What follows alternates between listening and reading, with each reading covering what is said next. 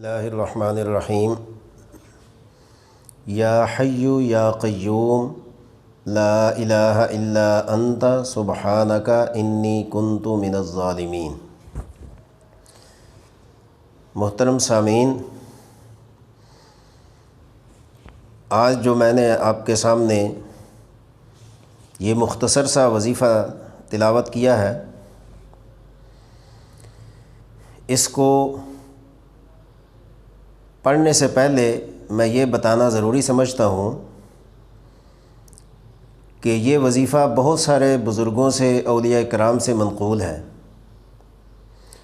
اور سب کا اس پر اتفاق ہے کہ انسان سال ہا سال سے گناہوں کے اندر مبتلا ہو اور اس قدر اس کے دل پر گناہوں کی وجہ سے قبض طاری ہو اور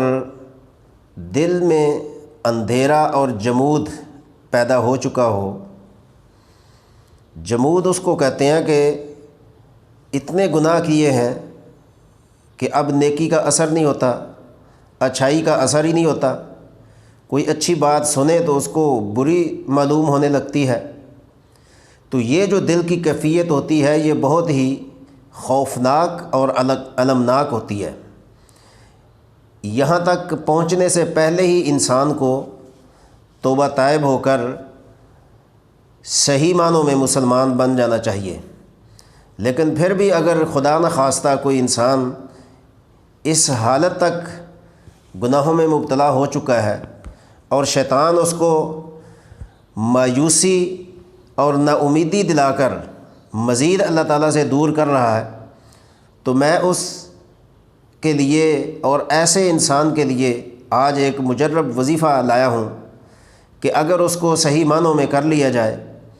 دل جمی کے ساتھ، مستقل مزاجی کے ساتھ اور حق الیقین کے ساتھ، تو انشاءاللہ اللہ تبارک و تعالی اس کے دل پر جو ضلالت اور جو سیاہی اور جو جمود مسلط ہو چکا ہے، جم چکا ہے، انشاءاللہ اس کو ختم کرنے میں بہت مدد ملے گی۔ تو یوں سمجھ لیجئے کہ اگر کسی انسان کی ایسی کیفیت ہے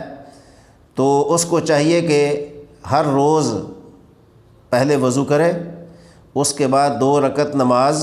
صلاۃ التوبہ اس نیت سے پڑھے کہ اللہ تعالیٰ میرے گناہوں کو معاف کرے اور میرے دل کے اوپر برائیاں کر کر کے، گناہ کر کر کے جو جمود پیدا ہو چکا ہے، اللہ تعالیٰ اس کو دور کر دے۔ تو 2 رکعت نماز نفل ادا کرنے کے بعد سجدے میں جانا ہے، سجدے میں جا کے اللہ تعالیٰ سے توبہ استغفار کرنی ہے، کچھ دیر تک یہ گریہ زاری کرے، اور اس کے بعد یہ جو میں نے وظیفہ پڑھا ہے اس کو 360 مرتبہ پڑھنا ہے۔ ہر تسبیح کے دانے پر 1 مرتبہ یہ پورا وظیفہ پڑھنا ہے، یا حی یا قیوم لا الہ الا انت سبحانک انی کنت من الظالمین۔ یہ تو ہے وظیفہ، 360 مرتبہ پڑھنے کے بعد اللہ تعالیٰ کی بارگاہ میں دعا کرے۔ تو جب تک انسان یہ سمجھے کہ میرے دل کا جمود اور میرے دل کی سیاہی ختم نہیں ہوئی، تب تک یہ وظیفہ کرتا رہے، اور انشاءاللہ اس کا اتنی جلدی اثر ہوگا جتنا کہ انسان کے دل کے اندر حق کی طلب ہوگی، ہدایت کی طلب ہوگی، اللہ تعالیٰ کی ذات پر یقین ہوگا، نبی اکرم صلی اللہ علیہ وسلم کی شریعت پر مکمل یقین ہوگا، اور اسلام کی اس کو طلب ہوگی۔ جتنی یہ زیادہ طلب ہوگی انشاءاللہ اتنا ہی جلدی یہ وظیفہ اثر کرے گا۔ اب میں اس وظیفے کے چند فوائد بتا دیتا ہوں کہ یہ وظیفہ میں نے کیوں ذکر کیا ہے، اور اس وظیفے کی آیا کہ کوئی قرآنی دلیل ہے یا نہیں۔ تو سب سے پہلے یہ سمجھیے، جو اس وظیفے کے پہلے 2 لفظ ہیں، یا حی یا قیوم، یہ اللہ تعالیٰ کے نام ہیں، اسماء الحسنہ میں بھی ان کا ذکر ہے، اور قرآن پاک کے اندر بھی ان ناموں کو کئی مرتبہ ذکر کیا گیا ہے، آیت الکرسی کے اندر بھی یہ نام آتے ہیں۔ تو حی القیوم تو ایک ہی ذات ہے جو زندہ ہے، تابندہ ہے، درخشندہ ہے اور ہمیشہ رہے گی، اور قائم ذات ہے، مضبوطی ہے اس کی ہر چیز کے اوپر، پوری دنیا، پوری کائنات کے اندر جتنے بھی جہان ہیں، جتنے بھی آسمان اور زمین ہے، سب کے اوپر اس کی مکمل گرفت ہے۔ وہ کسی کا محتاج نہیں ہے، وہ کسی سے مشورہ نہیں کرتا، وہ کسی سے کچھ لیتا دیتا نہیں ہے، وہ خود احکم الحاکمین اپنے علم سے فیصلے کرتا ہے اور اس کے فیصلوں میں کوئی شریک نہیں ہے۔ یہ ہر مسلمان کو یقین ہے، اسی کو توحید کہتے ہیں۔ تو اللہ کے نام ہے۔ ایک روایت میں فرمایا گیا کہ یہ اسماء الحسنہ جو یہ دو نام میں نے ذکر کیے ہیں، ان کو اسم اعظم کہتے ہیں، اور اسم اعظم کا مطلب آپ کو پتہ ہونا چاہیے۔ اسم اعظم اس کو کہتے ہیں کہ جس کو پڑھ کر دعا کی جائے تو اللہ تعالیٰ اس کی دعا کو رد نہیں فرماتے۔ تو ان دو ناموں کی تو یہ فضیلت ہے۔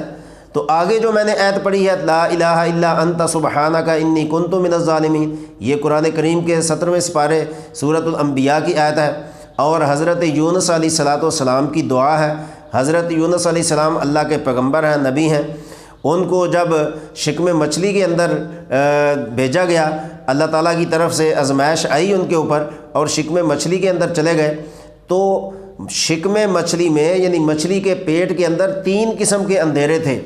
ایک رات کا اندھیرا تھا، اور ایک پانی کا اندھیرا تھا، اور ایک خود شکم مچھلی کا اندھیرا تھا۔ ان 3 اندھیروں کے اندر حضرت یونس علیہ السلام نے جو ذکر کیا، جو دعا پڑھی، جو وظیفہ پڑھا، جو اللہ کو یاد کیا، جو اللہ کی ذات اور رحمت پر بھروسہ کیا، وہ یہ آیت ہے جو میں نے تلاوت کی ہے۔ تو حضرت یونس علیہ السلام نے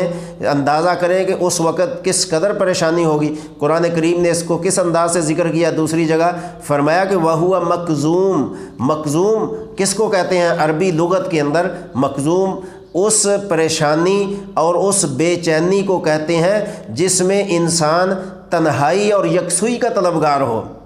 آپ کو اندازہ ہوگا یا آپ کے علم میں ہوگا یا آپ پر ایسا وقت کوئی گزرا ہوگا جب آدمی کسی وقت ایسا پریشان ہو جاتا ہے، ایسا بے چین ہوتا ہے، ایسا گویا کہ تذبذب کا شکار ہوتا ہے، ایسا شک و شبے کا شکار ہوتا ہے، اتنی پریشانیوں کے اندر گھرا ہوا ہوتا ہے، تو اس عالم میں اگر کوئی اس کے ساتھ کوئی بات کرے تو اس کو اچھا نہیں لگتا، حتیٰ کہ اپنے گھر والے اولاد تک اس سے بات کرے تو اس کو برا محسوس ہوتا ہے، بولنے کو دل نہیں چاہتا، دیکھنے کو دل نہیں چاہتا، دل میں اضطراب ہے، پریشانی ہے۔ تو اس کیفیت میں انسان چاہتا ہے کہ مجھے کچھ تنہائی مل جائے، یکسوئی مل جائے، انفرادیت مل جائے، تاکہ میں الگ بیٹھ کر کچھ سوچ لوں کہ جو میرے اندر پریشانی ہے میں اس کا کیا علاج کروں۔ تو اس پریشانی کو مکظوم کہتے ہیں۔ تو یونس علیہ السلام کے اوپر گویا کہ اسی قسم کی پریشانی تھی، تو اللہ تعالیٰ نے ان کے دل میں اس دعا کو الہام کیا، وحی کیا کہ یونس علیہ السلام اس دعا کو پڑھیں تو اللہ تعالیٰ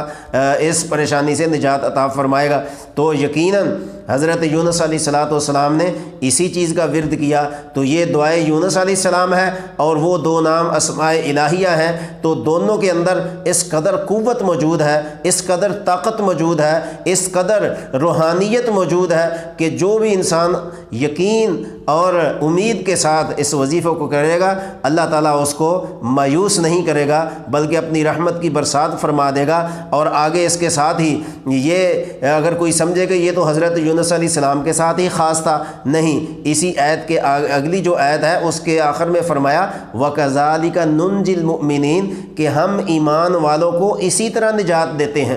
تو اسی آیت کے اندر ہی دوسری آیت کے آخر میں یہ لفظ موجود ہے۔ اس کا مطلب یہ ہے کہ یونس علیہ السلام کے اوپر جو آزمائش آئی تھی، اللہ تعالیٰ نے ان کو استقامت عطا کی، وہ پوری کر گئے، لیکن قیامت تک آنے والی انسانیت کے لیے